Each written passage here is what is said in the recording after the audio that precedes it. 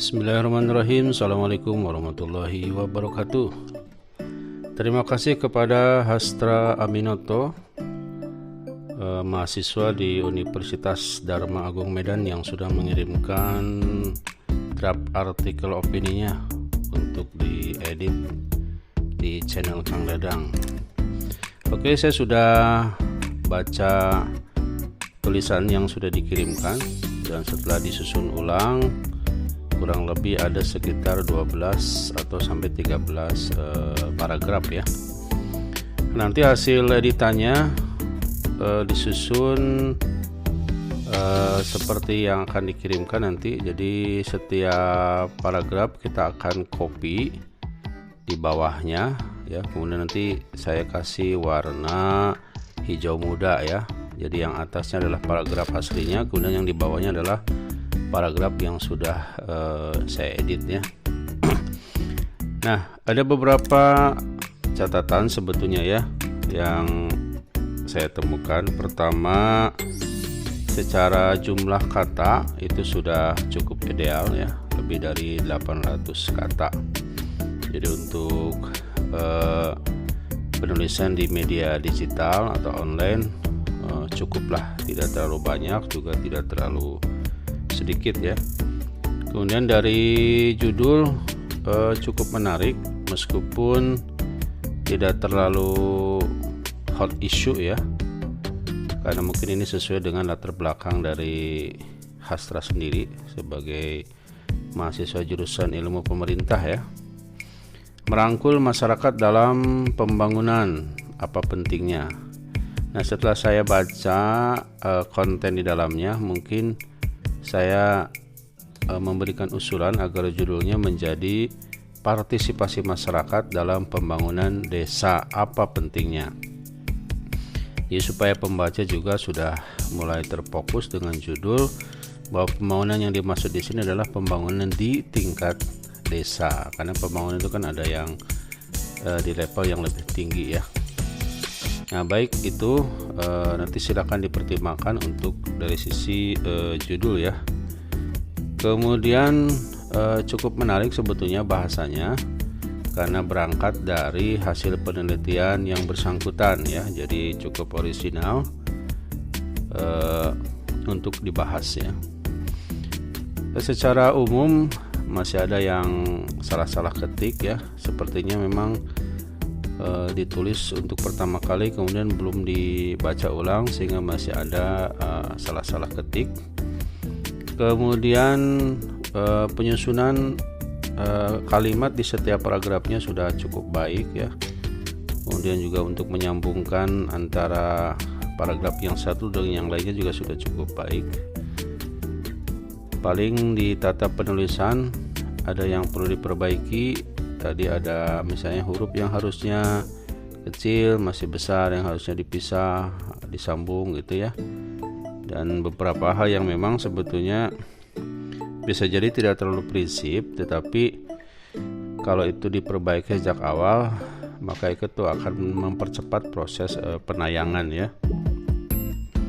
Nah, kemudian juga beberapa yang kalimat-kalimat yang sering berulang itu saya sederhanakan, saya buang karena dianggap terlalu boros juga ya, sehingga kalimat tetap bisa disampaikan dan tidak merubah substansinya.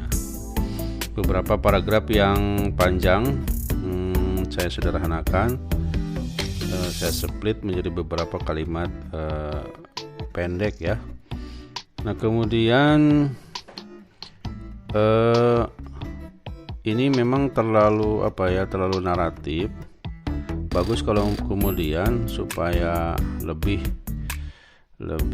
berbobot, tulisan ini juga dilengkapi dengan data-data ya. Data-data misal ketika menyampaikan salah satu hal yang bisa meningkatkan partisipasi masyarakat diantaranya adalah tentang transparansi anggaran. Keterbukaan atau sering disebut dengan transparansi di dalam sebuah pembangunan akan meningkatkan bla bla bla bla ya. Nah, bagus kalau tidak hanya narasi tapi juga disisipkan regulasi-regulasi pemerintah terkait dengan anggaran pembangunan di desa gitu ya.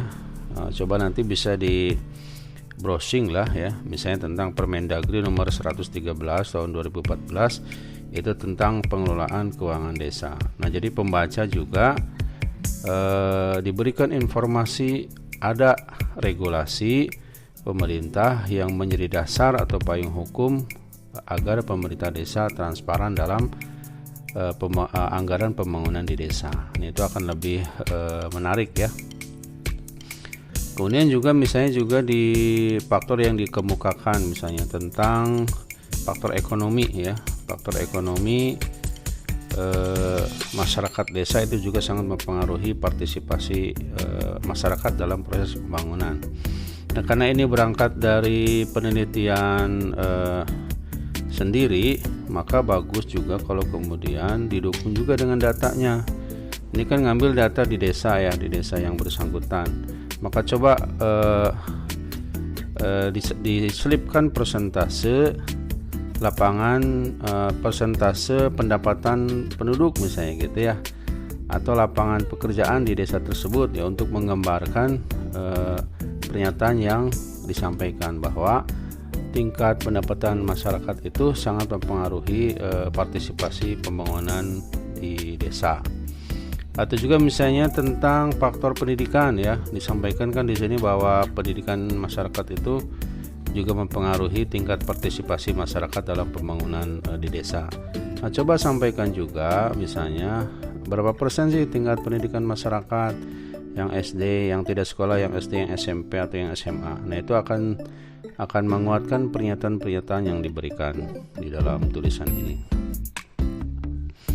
Nah, kemudian hal lainnya adalah ketika nanti ini sudah diperbaiki lagi, maka coba dibaca ulang ya, dibaca ulang hal-hal apa yang kira-kira masih mengganjal, kurang pas ya, bisa dibaca sendiri atau juga meminta kawan untuk membaca ulang tulisan kita ya, sehingga kita bisa mendapatkan masukan kira-kira apa yang harus diperbaiki, apa yang harus ditambahkan, apa yang perlu dikembangkan dalam tulisan-tulisan kita. Nah, dari sisi pengambilan isu sebetulnya ya boleh-boleh saja ya mengambil isu ini, cuma kalau untuk mempercepat proses tayang di media online, memang media online sekarang itu lebih ingin menampilkan isu-isu hot atau timeline ya. Jadi bagaimana isu-isu yang berkembang saat ini, itulah yang selalu ditampilkan dalam media-media online. Apalagi media online yang mainstream ya, misalnya seperti Detik, Kompas dan lain sebagainya. Nah, jadi kadang-kadang untuk tema-tema yang tidak terlalu hot bisa saja ditayangkan, tapi biasanya butuh waktu lebih lama. Tapi untuk isu-isu yang hangat, yang sedang banyak dibicarakan, maka biasanya media online lebih tertarik untuk segera menampilkan tulisan kita di medianya. Tapi tidak usah berputus asa, tetap semangat. Saya kira tulisan ini juga tetap berbobot ya. Tinggal nanti ditambahkan lagi dengan data-data dan fakta-fakta yang bisa mendukung berbagai pernyataan yang kita tuangkan dalam tulisan ini. Juga mungkin satu hal yang tidak terlalu diangkat terkait dengan bagaimana peran partisipasi masyarakat ini juga itu bisa meminimalisir penyalahgunaan wewenang, terutama terkait dengan penggunaan anggaran. Coba nanti ungkapkan juga berapa persen penyalahgunaan anggaran di tingkat desa dan berapa kasus yang sudah masuk ke ranah hukum yang terkait dengan penyalahgunaan anggaran di tingkat desa. Nah, ini juga harus diangkat bahwa partisipasi masyarakat dalam pembangunan di desa itu juga meminimalisir peluang penyimpangan yang dilakukan oleh perangkat pemerintah desa. Jadi saya kira akan lebih menarik juga dan cukup hot juga isunya, sehingga tulisan ini jadi lebih bisa mendapatkan tempat di hati pembaca. Saya kira itu beberapa catatannya ya. Mudah-mudahan bisa menjadi masukan yang bermanfaat untuk Hastra Aminoto ya dari Medan. Tetap semangat. Saya sarankan di era digital ini bagus tulisan ini dimuat di media online ya.